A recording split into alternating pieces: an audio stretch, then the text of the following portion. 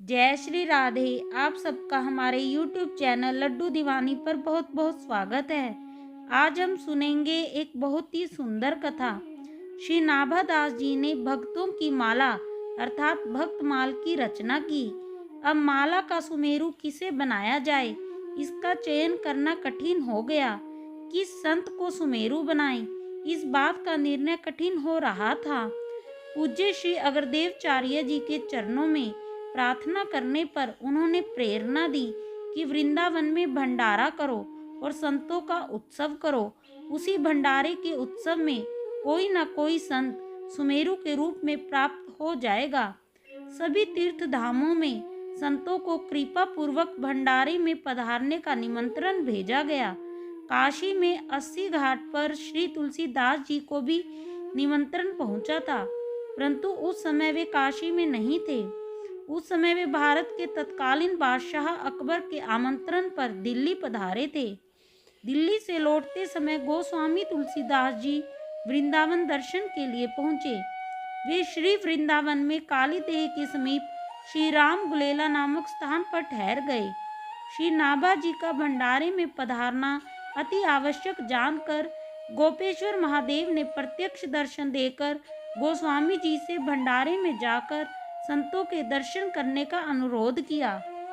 गोस्वामी तुलसीदास जी भगवान शंकर की आज्ञा पाकर भंडारे में पधारे। गोस्वामी जी जब वहां पहुंचे उस समय संतों की पंगत बैठ चुकी थी। स्थान पूरा भरा हुआ था। स्थान पर बैठने की कोई जगह बची ही नहीं थी। तुलसीदास उस स्थान पर बैठ गए जहां पूज्य पाद संतों की जूतियां रखी हुई थी। परोसने वालों ने उन्हें पत्तल दी और उसमें सब्जियां व पूरियां परोस दी। कुछ देर बाद सेवक खीर लेकर आया। सेवक ने पूछा, महाराज आपका पात्र कहाँ है? खीर किस पात्र में परोसी जाए? तुलसीदास जी ने एक संत की जूती हाथों में लेकर कहा, इसमें परोस दीजिए खीर।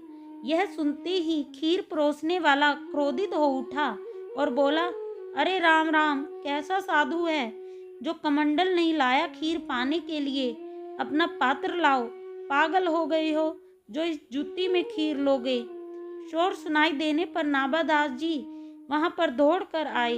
उन्होंने सोचा कहीं किसी संत का भूल कर भी अपमान ना हो जाए। नाभादास जी यह बात नहीं जानते थे कि तुलसीदास जी वृंदावन में पधारे हुए हैं। उस समय संत समाज में गोस्वामी जी का नाम बहुत प्रसिद्ध था। यदि वे अपना परिचय पहले देते तो उन्हें सिंहासन पर बिठाया जाता, परंतु धन्य है गोस्वामी तुलसीदास जी का दैन्य रूप। नाभादास जी ने पूछा, हे संत भगवन, आप संत की जूती में खीर क्यों पाना चाहते हैं? यह प्रश्न सुनते ही गोस्वामी तुलसीदास जी के नेत्र भर आए। उन्होंने उत्तर दिया। परोसने वाले सेवक ने कहा कि खीर पाने के लिए पात्र लाओ। संत भगवान की जूती से उत्तम पात्र और कौन सा हो सकता है?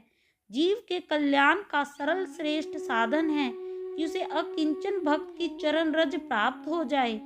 प्रहलाद जी ने कहा है, न अपने आप बुद्धि भगवान में लगती है और न ही किसी के द्वारा प्रेरित किए जाने पर लगती है। तब तक बुद्धि भगवान में नहीं लगती जब तक किसी अकिंचन प्रेमी रसिक भक्त की चरण रज मस्तक पर धारण नहीं की जाती। यह जूती परम भाग्यशालिनी है।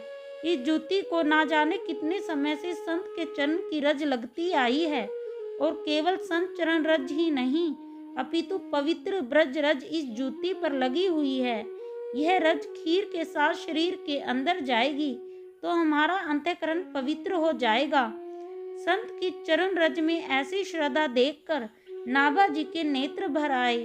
उन्होंने नेत्र बंद करके देखा तो जान गए कि यह तो भक्त चरित्र प्रकट करते समय भक्तमाल लेखन के समय हमारे ध्यान में पधारे हुए महापुरुष हैं। नाभा जी ने प्रणाम करके कहा, आप तो गोस्वामी श्री तुलसीदास जी हैं, हम पहचान नहीं पाए। गोस्वामी जी ने कहा, हाँ, संत समाज में दास को इसी नाम से जाना जाता है। परोसने वाले सेवक ने तुलसीदास जी के चरणों में गिरकर क्षमा याचना की। सभी संतों ने गोस्वामी जी की अद्भुत दैन्यता को प्रणाम किया। इसके बाद श्री नाभादास जी ने गोस्वामी तुलसीदास जी को सिंहासन पर विराजमान करके पूजन किया और कहा, कि इतने बड़े महापुरुष होने पर भी ऐसी दीनता जिसके हृदय में है, संतों के प्रति ऐसी श्रद्धा जिनके हृदय में है, वे महात्मा ही भक्तमाल के सुमेरु हो सकते हैं। संतों की उपस्थिति में नाभादास जी ने पूज्यपाद गोस्वामी तुलसीदास जी को भक्तमाल सुमेरु के रूप में स्वीकार किया। जो भक्तमाल की प्राचीन पांडुलिपियां हैं, उनमें श्री तुलसीदास जी के कवित्व के ऊपर लिखा है, भक्तमाल सुमेरु श्री गोस्वामी तुलसीदास जी महाराज। जय श्री राधे, जय श्री कृष्णा, जय कुंज बिहारी श्री हरिदास।